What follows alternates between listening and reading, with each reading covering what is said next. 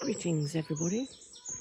It's very early in the morning, about 5:30, so that's why I'm speaking softly. But I thought I'd give you a glimpse of the town where I live in the Cotswolds, Winchcombe. Winchcombe means a bend in the valley. Winch is a bend or a kink or a corner, Coombe Valley. So Winchcombe is built in the fold of the Cotswold Hills. It's a town of about 4,500 people.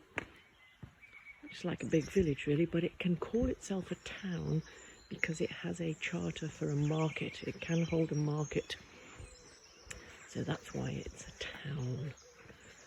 It was granted its charter, some say by Edward the Confessor, but certainly before the Norman invasion it had the rights to a charter. Now Winchcombe calls itself a Saxon town because at one time it was actually the capital of the kingdom of Mercia, Saxon kingdom. But we know that Neolithic man lived here because there's one of his long barrows or burial mounds, very well preserved, just outside the town.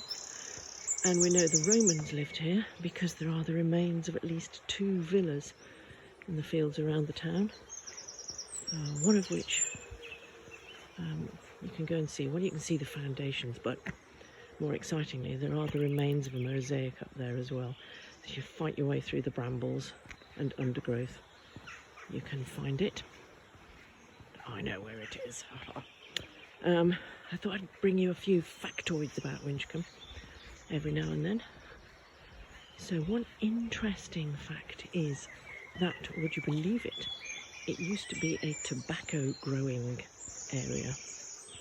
17th century, the bottom had fallen out of the wool market, so the farmers thought, what can we do? There's this new crop from the colonies that's going to be popular. Let's give it a go. So they grew tobacco here quite successfully for a time, but the authorities banned the growing of tobacco in England because they wanted Virginia to succeed, basically. They didn't want to undermine the Virginia trade, so they banned it, and eventually they managed to get it stopped.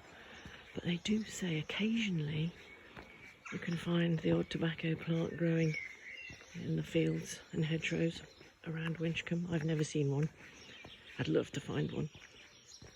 But anyway, that's a little factoid about Winchcombe. More to come.